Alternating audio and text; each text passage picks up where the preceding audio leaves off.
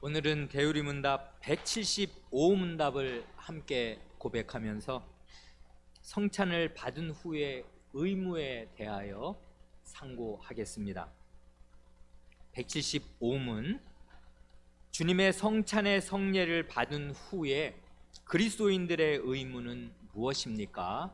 답, 주님의 성찬의 성례를 받은 후에 그리스도인들의 의무는 성찬에서 자신이 어떻게 행하였고 그 결과가 무엇인지를 진지하게 살피는 것입니다. 만일 그들이 소생함과 위로를 발견한다면 그로 인하여 하나님을 찬송하고 그 가운데 계속 거하기를 구하고 다시 죄짓지 않도록 주의하고 서약을 이루고 힘을 내어 그 규례에 늘 참여할 것입니다. 그러나 만일 당장 유익을 얻지 못한다면 더욱 엄격하게 성례를 준비하는 일과 성례에 참석하는 일을 다시 살필 것입니다. 두 경우에 만일 그들이 하나님 앞과 그들의 양심에 비추어 간합된다고 생각하면 적절한 때에 성찬의 열매를 주실 것을 기다려야 합니다. 그러나 그들이 두 경우에 합당치 못했다면 겸손해야 하고 이후에는 더욱 주의하고 부지런하게 성찬에 참여해야 합니다.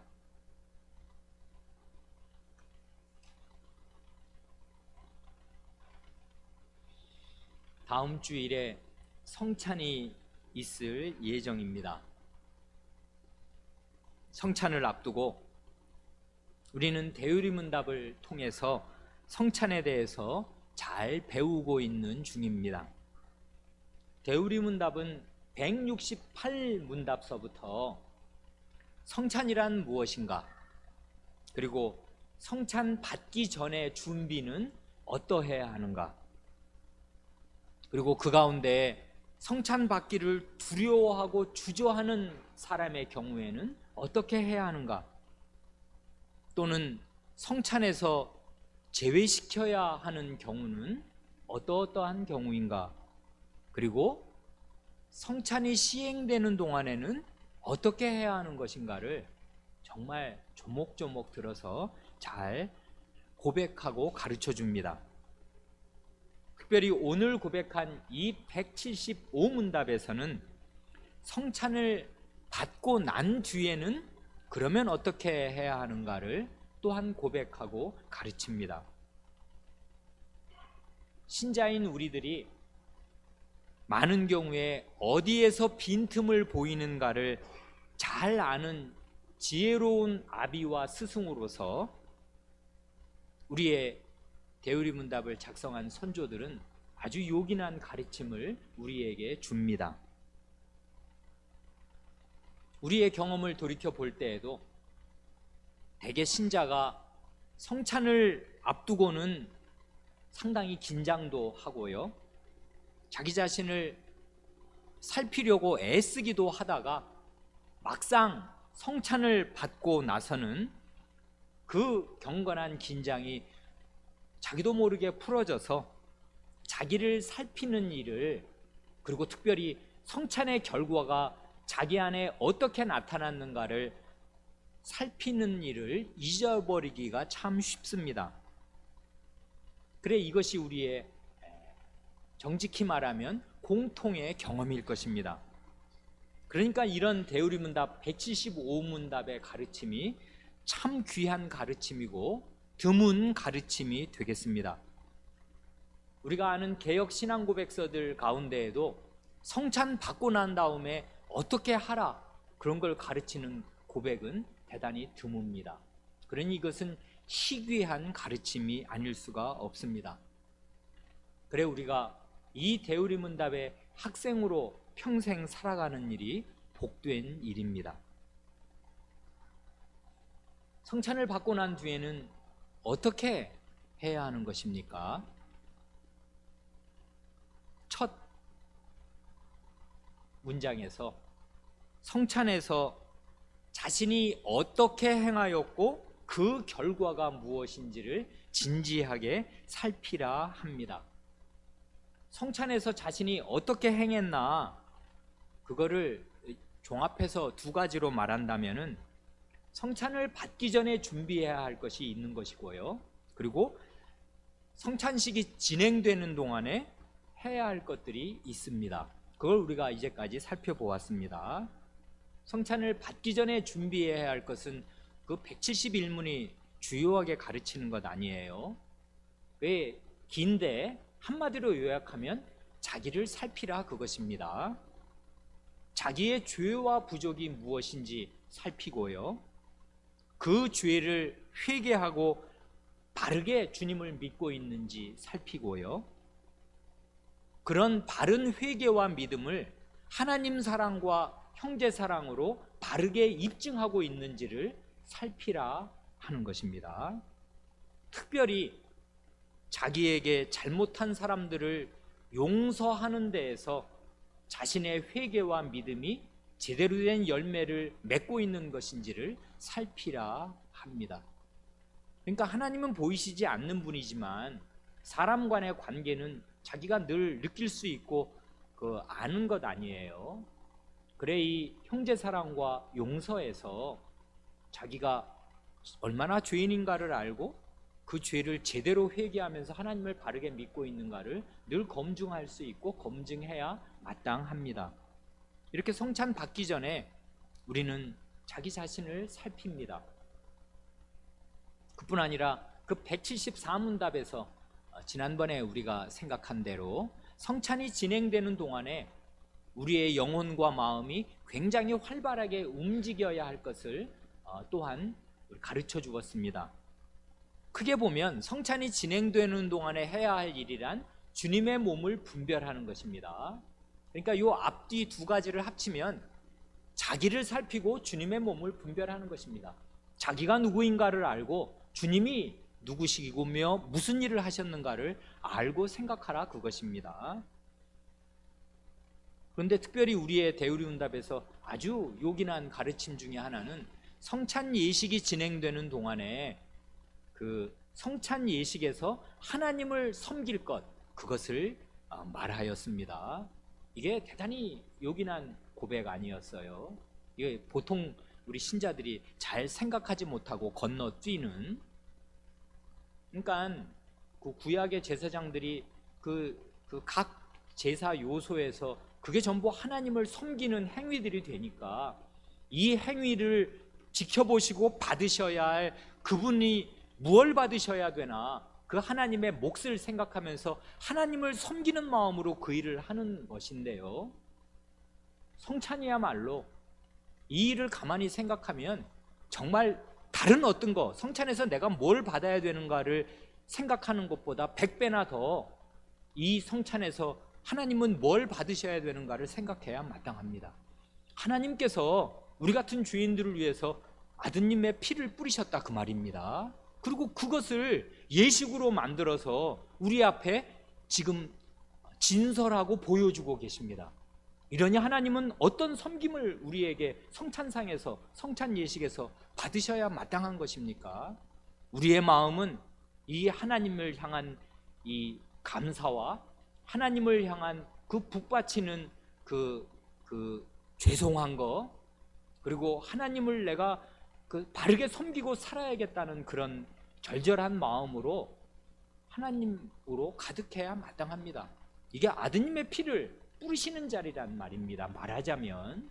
그러니 자기 아들의 목숨을 끊는 그런 행위를 늘 재현하시는 하나님 앞에서 우리의 마음이 대단히 숙연해지고 그 하나님을 위해서 나는 어떻게 살아야 하는가, 어떻게 하나님이 내 일생을 통해서 남은 일생 동안 섬김을 받아야 하는가를 우리는 생각하지 않을 수가 없습니다. 그래 이 성찬상에서 우리의 마음과 영혼은 굉장히 활발하게 움직입니다. 주님이 나를 위해서 이런 식으로 목숨을 주시는구나, 그러니 나는 정말이지 이 주님의 목숨이 아니고서는 전혀 구원받을 길이 없는 완전히 가망 없는 죄인인 게 틀림이 없구나.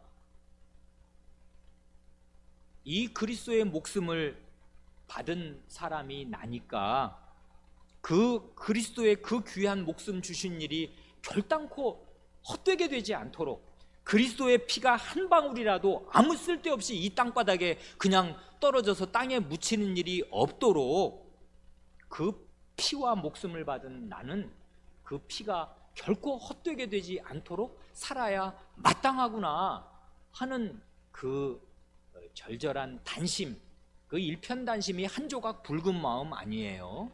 그 일편단심으로, 그 붉은 마음으로 우리의 영혼과 마음이 불타올라야 마땅할 것입니다.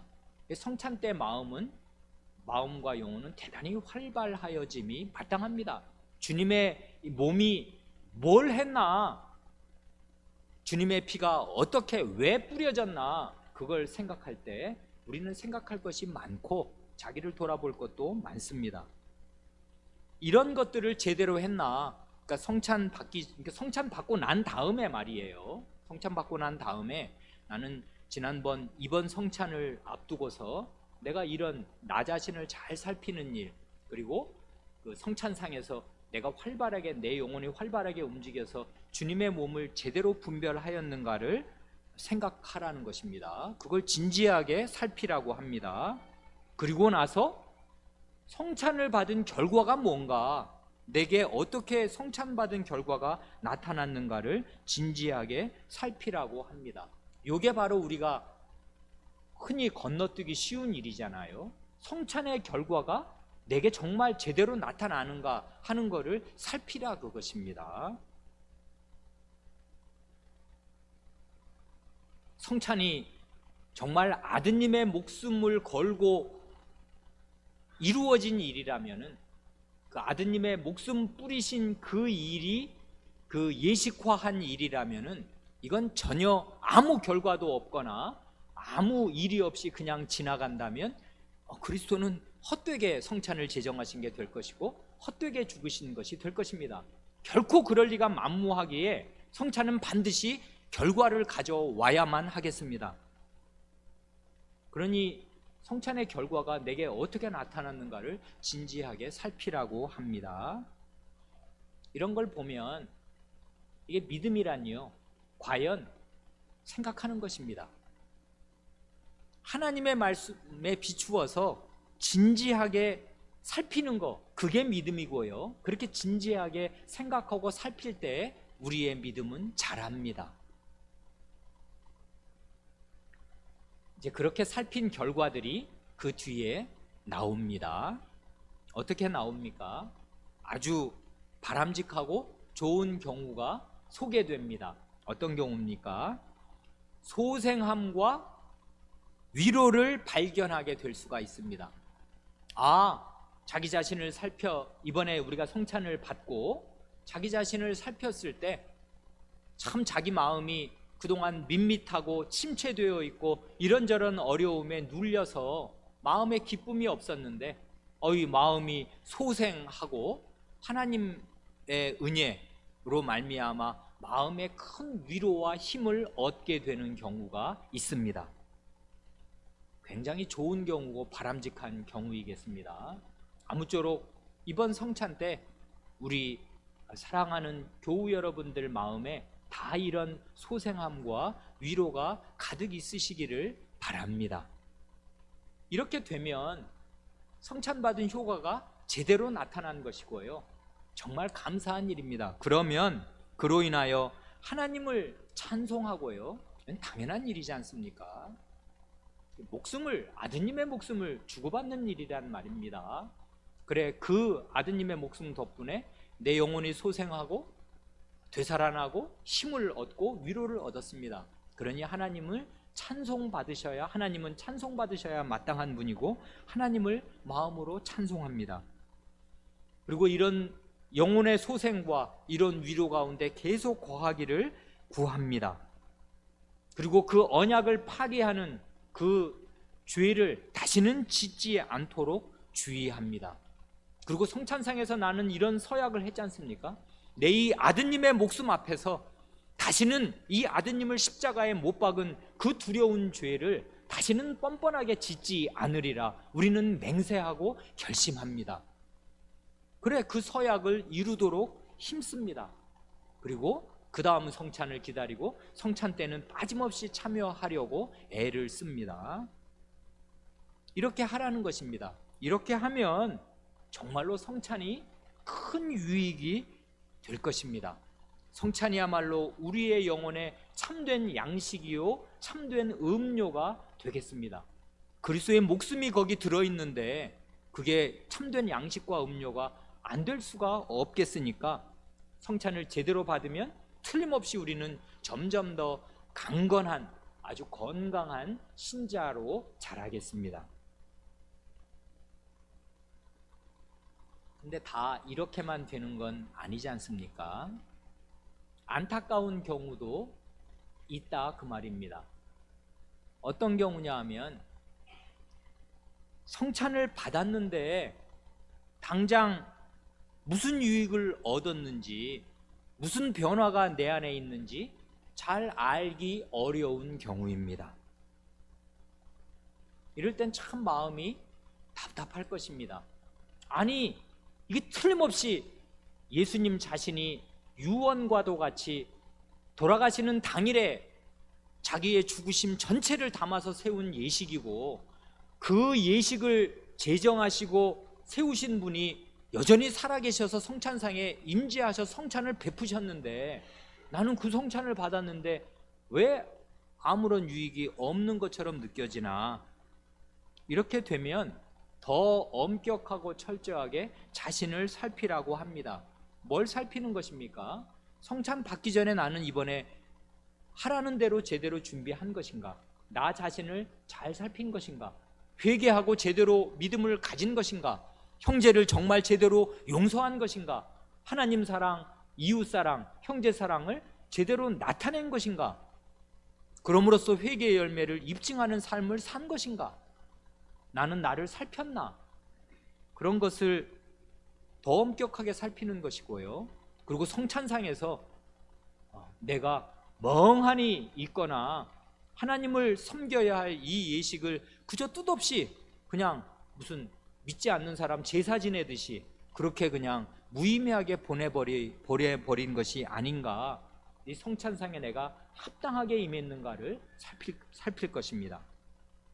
그런데요, 하나님 앞에서 양심적으로 살펴볼 때 이 두 가지 일에서 우리가 뭐 100점으로야 언제든 아무 양심에 정말 한 톨 거리낌이 없이 나는 완벽하게 했다 이럴 사람은 어디 있겠습니까? 그러나 내가 이 바쁜 먹고 사는 와중에도 따로 시간을 내어 기도도 하고 최선을 다해서 하느라고 내 자신을 살피고 잘 준비하고 성찬 예식이 진행되는 동안에도 할 수 있는 대로 집중해서 이 예식에 잘 참여하려고 애를 썼는데, 그래서 하나님 앞에서 내 양심을 살필 때 내 수준만큼에서만큼은 내가 전심으로 최선을 다해서 이 성찬에 임했다 하고 생각할 수 있는데, 말하자면 큰 양심에 거리낄 만한 큰 과오가 없는데도 불구하고 성찬에서 유익을 받은 것이 자기에게 감지되지 않는다면은 그러면 어떻게 하라는 것입니까?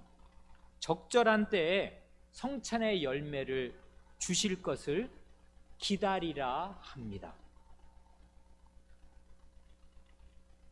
저는 이 고백을 들을 때 대단히 큰 매력을 느끼고요, 아주 탄복해 마지 않습니다. 이건 왜 그러냐면 하나님의 주권을 아주 살깊이 절실하게 인식한 분들의 고백이기에 그렇습니다. 은사 혹은 은혜라는 말은요, 말 그대로 아무 받을 자격이 없는 사람들에게 베푸시는 선물, 그것입니다. 그러니까 은혜나 은사는 주시는 분의 주권적이고 자유로운 의사에 전적으로 달려 있습니다. 하나님께서는 주권적이시고 사람인 우리는 은혜에 관한 한 완전히 의존적입니다. 그러니까 하나님께서 주시면 받고 안 주시면 못 받는 것입니다. 그러니까요, 우리가 뭘 했다고 하나님이 그 반대급부로 기브 앤 테이크라고 주거니 받거니 식으로요, 내가 뭘 어떻게 했으니까 하나님이 그에 대한 대가로 뭘 주셔야 되면 그건 은혜가 아니라고요. 대가지. 근데 하나님 앞에 우리가, 죄인인 우리가 뭘 내가 이렇게 해놨으니까 하나님 저 이렇게 했잖아요, 내놓으세요, 은혜 주세요 할 수 있냐면 그럴 수 없단 말이에요. 우리의 원래 처지가 그렇습니다. 우리가 뭘 어떻게 하든 그래요. 우리는 하나님 앞에 은혜를 받은 만큼 뭘 잘 할 수도 없을 뿐 아니라 최선을 다해서 목숨을 걸고 뭘 했다고 해서 자동적으로 뭐가 나와야 되는 게 아닙니다. 그래 거기 증거송구 1147번이 있지 않습니까?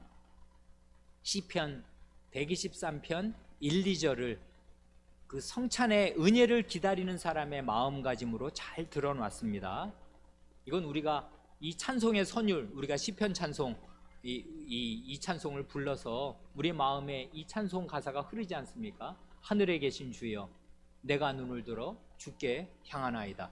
종의 눈이 상전의 손을, 여종의 눈이 그 주모의 손을 바람같이 우리 눈이 우리 하나님 여호와를, 우리 눈이 여호와 우리 하나님을 바라며 우리를 긍휼히 여기시기를 기다리나이다 합니다. 종, 여종이 어떻게 하고 있어요? 그거 가서 뭐 주인에게 내놓으라 이럴 수 있는 것입니까? 없어요. 하명을 기다릴 뿐입니다. 그래 종의 눈이 상전의 손을 바람같이, 여종의 눈이 주모의 손을 바람같이 우리는 하나님을 바라면서 우리를 불쌍히 여기시기를 기다릴 뿐입니다. 이런 태도로요, 그러니까 요건 자동주의를 배격하는 것입니다. 이 신앙생활은요 자동주의가 아니에요. 그래 많은 사람이 기도 어쩌고 하면서 뭐 예수님의 이름으로 기도하면 반드시 뭐 어떻게 들어주신다 그런다는 거 아닙니까? 천만의 말씀입니다. 그런 자동주의는 없어요. 하나님은 그렇게 어떤 법칙에 매이시는 분이 아니란 말입니다. 주시면 주시고 안 주시면 못 받는 것입니다. 여러 예들이 있잖아요. 요셉을 한번 보세요. 다윗을 보세요. 욥을 보세요. 그 사람들이 바르게 행한단 말입니다. 하나님의 하란 대로 해요. 죄를 짓지 않고 하나님 앞에 바르게 해요. 그러면 하나님이 그 사람들을 반드시 평안과 안전과 탄탄대로로 인도하셔야 될 의무를 지고 그렇게 하시냐 하면 안 그렇단 말입니다. 이 사람들이 바르게 하나님께 하고 있는데도 불구하고 꼭 죽을 것 같은 자리로 그 사람들을 밀어 넣는 때가 있단 말이에요. 그러니 사람은 다 전적으로 의존적인 존재로서 내가 뭘 이렇게 했으니 하나님 이거 내놓으세요 하지 못하고요, 종의 눈이 상전의 손을 바람같이 하나님의 은혜를 간곡히 바랄 뿐입니다. 하나님은 주권적이시고 우리는 의존적입니다. 우리가 뭘 어떻게 해도 하나님이 은혜를 그냥 우리한테 내려야 될 의무를 지고 계신 것이 아닙니다. 하나님께서 원하실 때 주시겠습니다. 그리고 우리가 다 알지 못하고 헤아릴 수 없는 그런 이유로 하나님께서 은혜 주시는 것을 보류하시는 때도 있어요. 그런 침체기가 길어지기도 하는 것이고요, 사망의 음침한 골짜기가 한없이 길어지는 것 같은 때도 인생 가운데 왕왕 있는 것입니다. 그러니 그 가운데 성찬이 행해지는데 최선을 다해서 준비했는데 야 이게 왜 이러냐, 성찬 받으나 안 받으나 똑같은 것 같다, 이런 때가 있을 수가 있는 것입니다. 그러면 어떻게 해요? 하나님께서 이 성찬의 정당한 열매를 내게 베풀어 주시기를 기다리는 것입니다. 이게 사람의 마땅한 그 태도라고요. 그래 기독교 이제 주님 부활하신 뒤에 이제 2000년 기독교 역사가 흘렀지 않습니까? 이 2000년 역사에서 아마도 하나님의 주권을 가장 깊이 있게 이해해서 가장 잘 가르친 분 가운데 하나가 칼빈 목사일 것입니다. 칼빈 선생이 기독교 강요에서 이런 말을 합니다.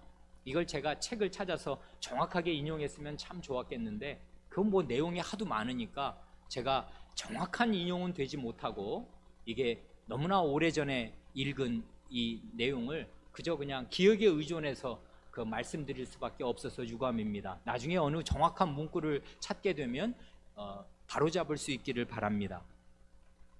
그분이 하나님의 주권을 칼빈 선생이 가르칠 때 이런 말로 가르친 적도 있습니다. 하나님께서 때때로 우리 가운데 정신지체야 신체 장애아를 주심으로써 사람의 정신 건강이나 신체 건강이 자동으로 받을 수 있는 권리인 것이 아니고 하나님께서 주권적으로 주시는 선물임을 알게 하신다 합니다. 그 사람은 성경을 정직하게 읽고 하나님의 주권을 이렇게 이해하였습니다. 이게 하나님의 주권을 제대로 이해한 사람의 고백일 것입니다. 우리 가운데 우리가 결혼하고 행복하지요? 첫 아이를 배웠습니다. 마음이 설레지요? 아이를 낳았습니다. 그런데 내가 정상인이고 내 남편이 정상인이라고 해서 내가 내 뱃속으로 낳은 아이가 다 흔히 말하는 정상적인 지능을 가지고 정상적인 사지를 가지고 태어나야 마땅한 것이 아닙니다. 여러분과 저는 이른바 그 정상 범위에 드는 IQ 대개 2자리 이상 그리고 이렇게 사지가 멀쩡한 이런 몸을 가지고 있는데 이것은 하나님의 완전한 은혜입니다. 이게 내가 뭘 해서 된 게 아니에요. 하나님의 주권적인 은혜로 나는 아무 자격 없이 이것을 받았을 뿐인데 이것이 우연이 아니고 그리고 이것이 어떤 사람의 대가로 주어지는 게 아니고 하나님께서 주권적으로 배정하시는 하나님의 주권에 달린 일이라는 것을 하나님께서 때때로 그것을 주시지 않음으로써 입증하신다 그 말입니다. 그렇습니다. 우리 가운데 어떤 사람은 굉장히 성실한 사람인데 찢어지게 가난합니다. 끝내 열심히 일하는데 그 열심히 일하는 걸 보면 대재벌 열심히 일하는 거 못지 않습니다. 근데 어떤 사람은 흙수저고요, 어떤 사람은 금수저예요. 세상 공평합니까? 안 공평해요. 건강 공평합니까? 안 공평해요. 지력 공평합니까? 아니에요. 나는 10시간 죽어라 쓰면서 외워도 다 못 외우는데 어떤 사람은 1시간이면 다 외웁니다. 사람 머리, 건강, 재력, 지력 다 다릅니다. 왜 다른 것입니까? 그리고 어떤 사람은 아예 이런 건강 자체가 없어요. 제가 어렸을 때 아이가 너무 아파서 그 병원 아주 중환자실에 가본 적이 있는데 작은 수영장이 있습니다. 요 성찬상 뭐 한 몇 개 되는 것만큼의 수영장이 있어요. 거기는 날 때부터 걷지 못하는 아이 발 힘을 길러주려고 그 보조자가요 전신 수영복을 입고 그 아이 물속에서 걷게 해주는 장치입니다. 그게 거기 재활실에 있어요.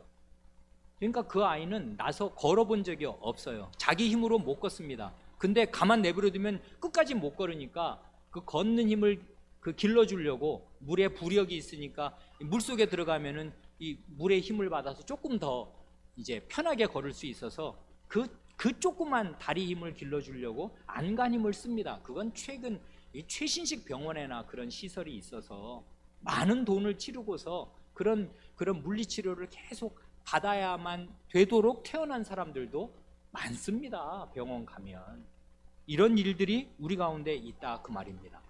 그러니까요, 성찬의 은혜 자동적으로 내려오는 것 전혀 아닙니다. 성찬을 교회가 바르게 행하면 그 은혜를 누구나 자동적으로 다 받아야 되냐 하면 안 그렇다고요. 이건 기계지, 기계. 물리 법칙이지 그런 게 아니에요.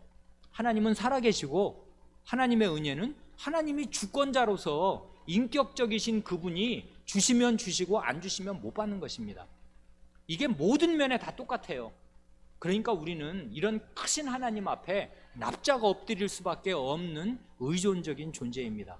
이게 우리 인간의 그 생존 조건이고요, 우리 인간의 상태입니다. 이걸 아는 사람이 있고 모르는 사람이 있어요. 이걸 아는 게 겸손이고 이걸 모르는 게 교만입니다. 이걸 아는 거예요. 자기 조건이 원래 어떤 건가, 사람이 원래 하나님 앞에 어떤 존재인가를 뼛속 깊이 아는 거, 그게 겸손입니다. 기독교에서 말하는 겸손, 제가 뭘요, 이렇게 말하는 게 겸손이 아니고요, 그건 겸손을 가장한 위선이고, 진짜 겸손은 자기 존재가 어떤 건지를 하나님 앞에서 인식하는 거예요. 자기가 아무것도 아닌 거, 하나님이 그냥 너 이제 숨 놔라 그러면 숨을 놓는 존재고, 숨을 주시면 오늘 숨 쉬는 존재고, 건강을 가져가시면 왜 이렇게 하십니까 하나님 하고 아무것도 항의할 수 없는 그런 존재가 사람입니다. 그래, 우리가 얼마 전에 지금 성경 공부 시간에 예레미야서를 읽고 있지 않습니까? 이번 주에 31장부터 읽었는데 그 읽기 전에 말이에요, 18장에 보면 지지난주였습니까? 토기장이가 나오잖아요. 하나님께서 예레미야 예언자를 토기장이 집에 보내신다고요. 이 토기장이 집에 보내신 이유는 딱 하나인데요, 하나님께서 토기장이가 진흙을 뭉쳐가지고 이런 그릇 저런 그릇 만들다가 자기 마음에 들지 않으면 확 깨버리고 그럴 권리가 없냐? 그게 토기장이에게 부당한 행위인가? 그러면 우리가 토기장이를 비난할 수 있는 건가? 그런데 하나님과 우리 사람의 관계라는 게 토기장이와 진흙만 못한가? 하나님께서 토기장이가 진흙에 대해서 갖고 있는 권리만큼을 우리 사람에 대해서 갖고 있지 못한가? 그렇게 가르쳐 주는 것입니다. 하나님이 마음대로 하실 수 있습니다. 하나님이 창조주시라고요. 그것입니다. 그래서 우리는 이런 그 고백을 읽을 때 이분들이 참 경건한 분들임을 알게 되고, 이것이 정말 성경적인 신앙 고백임을 알게 됩니다. 심지어 성찬의 은혜인데, 이건 죽고 사는 은혜인데, 하나님께서 아드님의 그 피로 그 제정하신 은혜를 베푸시는 그런 자리인데도 하나님의 은혜를 베푸시면 받는 것이고, 어떤 신자에게 어떤 기간 동안 안 베푸시면 못 받는 것이구나 하는 걸 마음으로 겸비하게 인정하고, 자기 양심적으로 열심히 살폈는데도 내가 무슨 죄가 있는 게 아니고, 내가 이 고의로 불성실하게 성찬을 준비하거나 성찬상에서 뭘 함부로 생각한 것이 없이 양심적으로 하였는데도 성찬을 통해서 어떤 은혜가 내게 온 것 같지를 않다, 이렇게 되면 하나님의 은혜를 겸비한 마음으로 기다리라, 그것입니다. 그게 겸비한 마음 자세라고요. 그런 겸비한 사람에게 하나님의 은혜를 베푸신다 약속하십니다. 그런 약속을 믿는 것이에요. 그것입니다. 그렇지 못하고 이 두 경우에 합당하지 못했다면, 그러니까 성찬을 준비하는 것도 제대로 못했어, 그리고 성찬상에서 성찬이 진행되는 동안에 영혼이 활발하게 주님의 몸을 분별하지도 못했어, 그러면 은혜를 바랄 수야 있나요? 그러니 은혜가 안 오는 게 당연하고 성찬에 유익이 없는 게 당연하지. 그러면 어떻게 해야 돼요? 두말할 나위가 없겠습니다.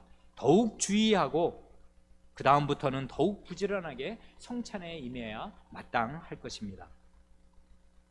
이렇게 대우리문답은 성찬 받고 난 이후에 어떻게 해야 할 것을 가르쳐 주는데, 결국은 믿음을 가르치는데, 믿음을 어떤 식으로 가르치냐면 진지하게 성찰하는 것, 진지하게 살피는 것, 이것이라고 믿음을 가르쳐 줍니다. 이때 살피고 생각한다는 건 혼자서 그냥 공상하라는 게 아니지 않습니까?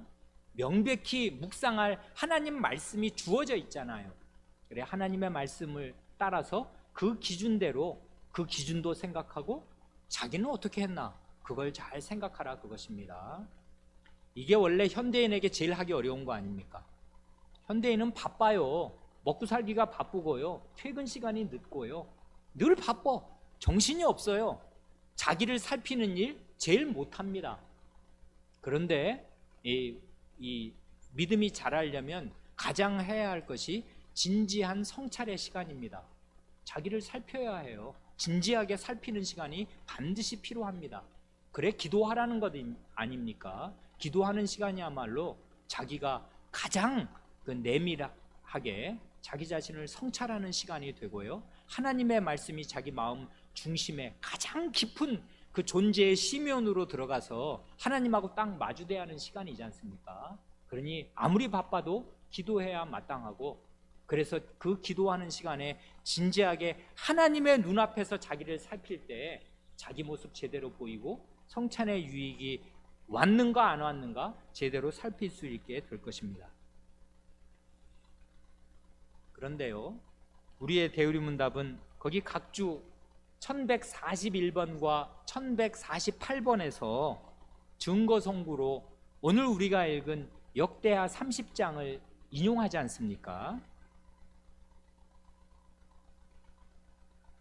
이것도 참 매력 있는 일이 아닐 수가 없습니다. 이분들 성경 잘 알고 있는 분들이라고요. 왜 그러냐 하면 신약의 성례 뭐와 뭐지요? 우리 어린 사람들, 신약의 성례 뭐와 뭐? 아니 뭐 추석날 꿀 엄청 드셨어요? 뭐와 뭐예요? 세례와 성찬이지 않습니까? 아니 이런 건 아는 건 확실하게 말하면 제일 좋습니다. 틀리면 또 어떻습니까? 틀리면 잘 배운다니까요. 세례와 성찬 두 가지입니다. 세례의 구약에 상응하는 구약의 예식이 뭐예요? 구약의 세례란 뭐예요? 그건 할례지요. 할례지 않습니까? 그러면 성찬에 해당되는 구약의 예식은 뭐예요?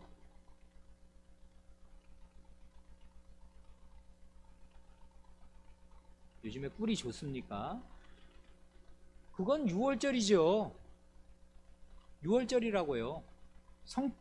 그래서 예수님께서 유월절 날에 유월절 그 상 위에서 성찬을 제정하신 거 아니에요? 옛 유월절을 성취하시는 뜻으로 옛 유월절을 대체하시면서 새로운 일종의 신약의 유월절로 성찬을 제정하셨단 말입니다. 그래, 이 성례, 지금 우리 성례 중에서 성찬을 살펴보는데, 성찬을 다 받고 나서 자기를 진지하게 살필 것을 얘기할 때 이 성찬에 해당되는 구약의 유월절 절기를 지키면서 반성한 예를 이 증거송구로 든 것입니다. 이 역대하 30장이 이렇습니다. 우리가 처음부터 끝까지 27절이었습니까? 그걸 다 읽었으니까 자세한 내용을 반복할 필요는 없습니다. 그 앞장을 보시면, 역대하 29장을 보시면 그때 히스기야 왕이 왕으로 등극합니다. 그 아비는 누구였습니까? 이사야서를 읽었으면 모를 리가 없지요. 아하스지 않습니까? 아하스는 참 악한 왕이어서 성전을 참 더럽혔습니다. 성전에 우상을 섬기는 것들을 두어서 정말 하지 못할 일을 하였습니다.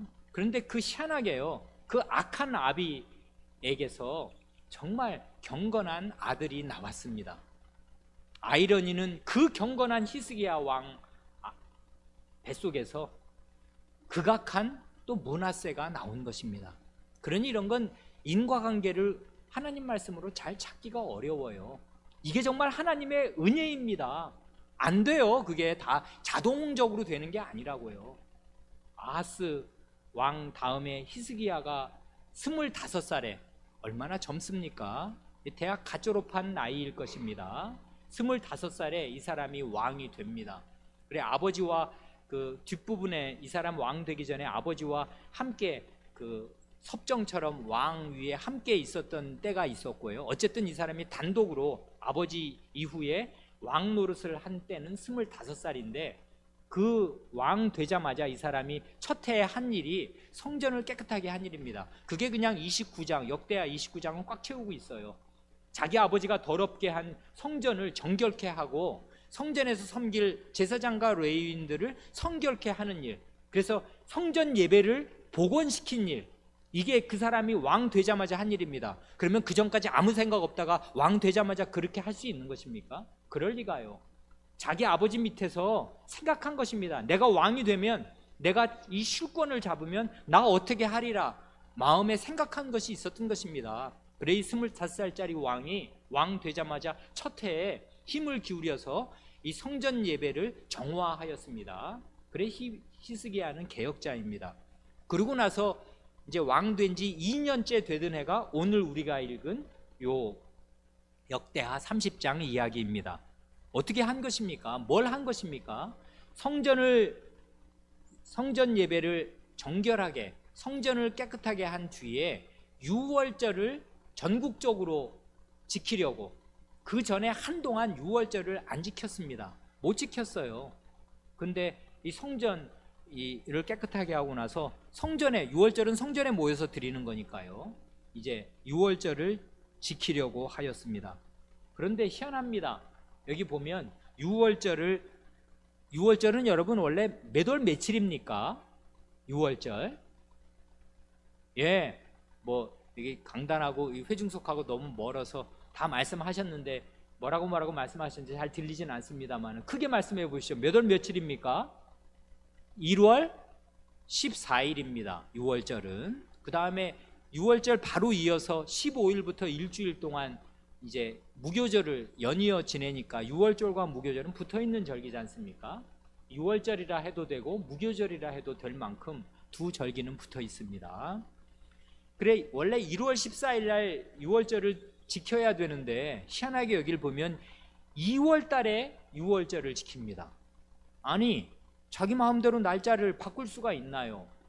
그런데 이건 그러니까 히스기야 왕 때는요 굉장한 어려움이 있었습니다. 어떤 어려움이 있었냐면요,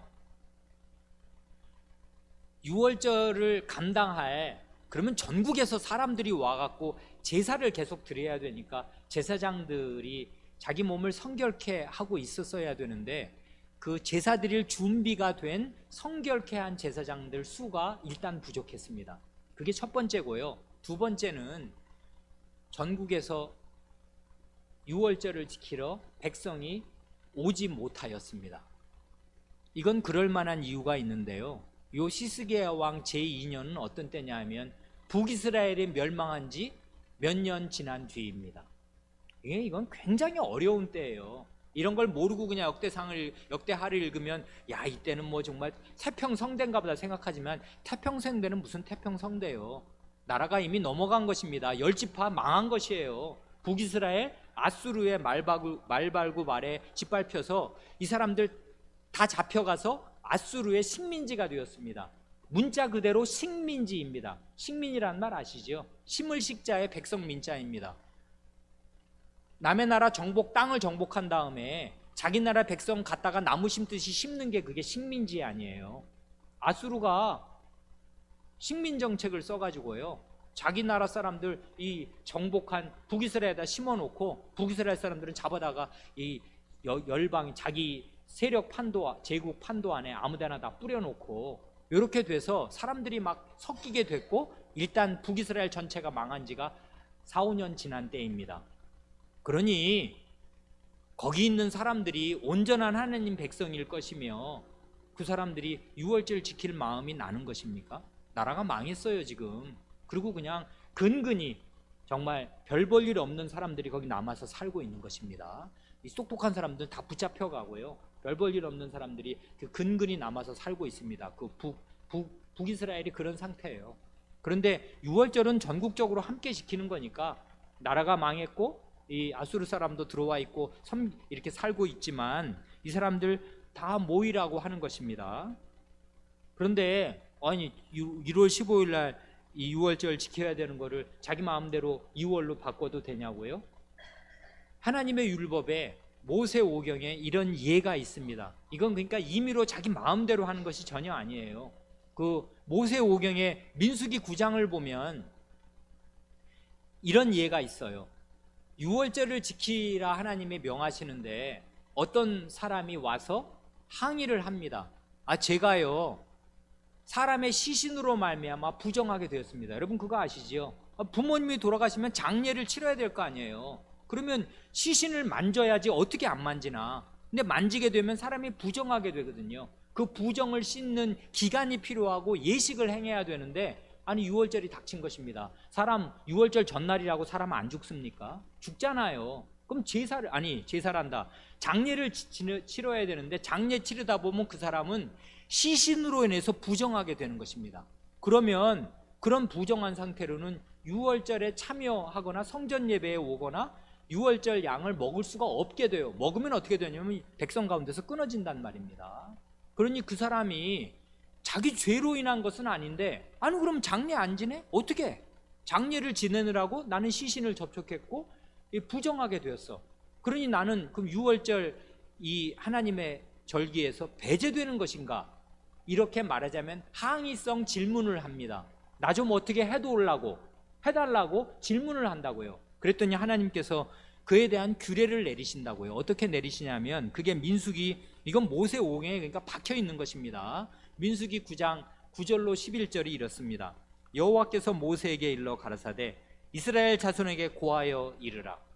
그런 사람의 그 불평과 호소를 받으시고서 하나님께서 일리 있다 여기시고 이렇게 새로운 규례를 주십니다.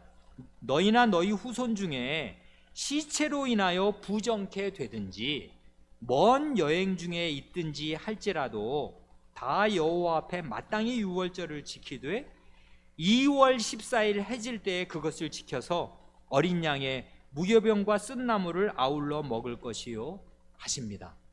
이해하시겠지요? 원래는 1월 14일입니다. 이날 놓치면 유월절은 넘어가는 거예요. 그런데 두 가지 예, 사람이 갑자기 친족이 죽어가지고 장례를 치러야 되든지 아니면 불가피하게 먼 여행을 하느라고 돌아올 수가 없었습니다. 그 원래는 유월절이 언제다 그러면 꼭 이제 그때 맞춰 왔어야 됐는데 불가피하게 먼 여행길에 오르느라 그때 맞춰 돌아올 수가 없었을 때가 있어요. 배 타고 와야 될 때 배가 풍랑이 일면 못 든다는 거 아닙니까? 그러면 못 오는 거지 어떻게 해요? 그렇게 될 경우에는 그럼 그 사람은 때 놓쳤으니까 이번 유월절을 넘어가는 것인가 하면 그러지 말고 유월절을 지키는데 언제 지키냐 하면 한 달 유예해서 2월 14일 날 한 달 뒤에 지키라는 것입니다. 하나님께서 그러니까 이 유월절은 구원을 기리는 절기란 말입니다. 빠질 수가 없어요, 이스라엘 백성이라면. 그러니까 축제 중에 축제이고 구원의 축제입니다. 그러니까 하나님께서 이런 예외적인 이 조항을 자비로 베푸셨어요. 그래서 유월절을 사실은 1월 14일 날 한 번, 2월 14일 날 한 번, 예외자들에게는 따로 이런 거를 제정하여 주신 일이 있습니다. 히스기야는요, 그 모세오경의 이 예외 규정을 적용한 것이에요. 그러니 이거는 하나님의 율법을 잘 읽은 사람이 이렇게 하는 것이고요, 이걸 일부러 하고 싶어서 하는 것이 아닙니다. 근데 이때는 나라 전체가 그 모양이에요. 이미 북이스라엘이 다 망했고, 그리고 여기 뒤에 보셔서 알지만 보발꾼들을 보내지 않습니까? 전국에 보내요. 북이스라엘에 보냅니다. 각 지방에 자 우리 성전에 모여서 전국적으로 유월절 하나님 이 규례 지킵시다. 그런데 대부분의 사람들이 조롱하고 비웃습니다. 아이 무슨 유월절 좋아하시네. 나라가 망했는데 무슨 유월절 안 옵니다. 그런데요, 저 북쪽에 있는 사람들 가운데, 그러니까 아셀 지파, 저 북쪽 스불론 그런 지파들 가운데 몇 사람이 겸손한 마음으로 그 말을 듣고서 그 한동안 걸려야 올 수 있는 길인데 온다고요. 근데 두 번째 문제가 또 생겼습니다.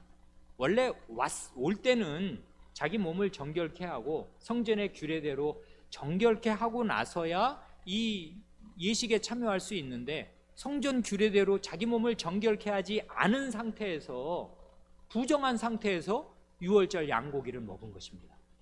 이러면 원래대로라면 이게 어떻게 되냐 하면은 백성 가운데서 끊어져야 돼요. 이러면 대참사가 일어날 것입니다. 아니 그 힘들게 이제 하나님 말씀에 순복해서 왔는데 하나님 말씀대로 안 지켜가지고 유월절 잘못 지킨 것 때문에 죽어나가든지 백성에게서 축칠이 돼야 돼. 이렇게 되면 이 유월절을 오래간만에 정말 끊어졌던 유월절을 다시 하나님 말씀대로 지키려고 한 이 개혁이 무산되어 버릴 것 아닙니까? 그러니 히스기야 왕이 이 사람은 지금 내우외환입니다. 앞뒤로 다 안팎으로 다 어렵단 말이에요. 나라는 다 이 꼴이 됐지. 그리고 자기 아버지 그렇게 나라 망쳐놨지. 그래서 이 25살짜리 어린 왕이 성전을 개혁하고 유월절을 전국적으로 지키려고 하는데 백성들 상태도 이렇고 굉장히 어렵습니다.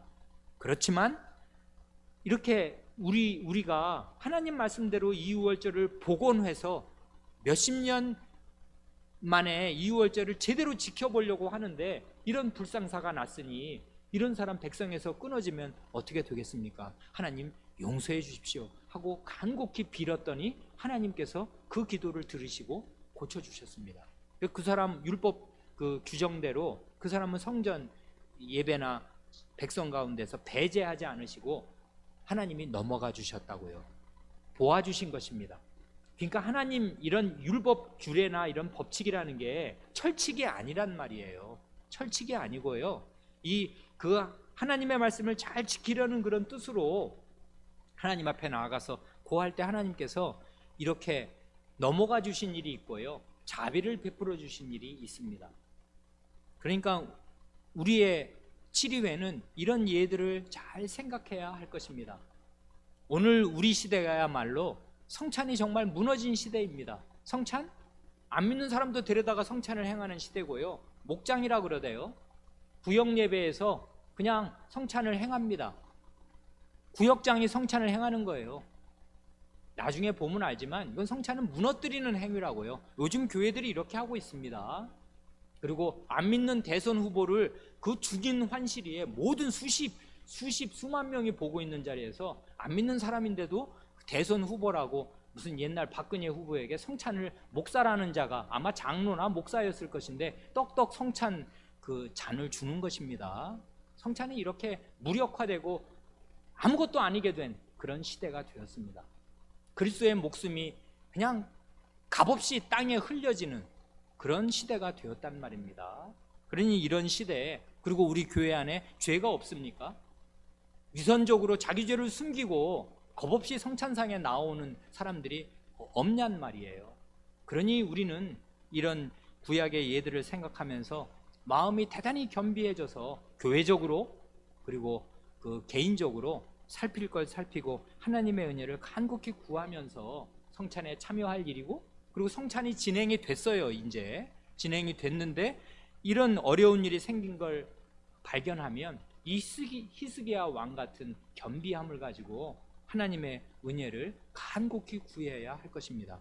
그래 여기 보면 이 예들을 뽑아 놓은 것이 이게 구약을 잘 이해하고 성찬이 어디서 왔나? 유월절에서 왔지. 그런데 유월절이 그렇게 깨어져 나갔을 때 유월절을 복원하려고 하는 왕이 그러나 그 나라 형편이 되게 그만했으니까 유월절이 유월절답게 지켜지지 못하는 형편에서라도 유월절을 제대로 지키려고 애썼을 때 하나님께서 어떻게 그 형편을 잘 보아주셨는가, 그런 예들이 오늘 우리에게 이 대우리문답이 전해주는 증거 성구가 우리에게 가르쳐주는 메시지입니다. 오늘은 여기까지 말씀드렸습니다. 함께 기도하겠습니다.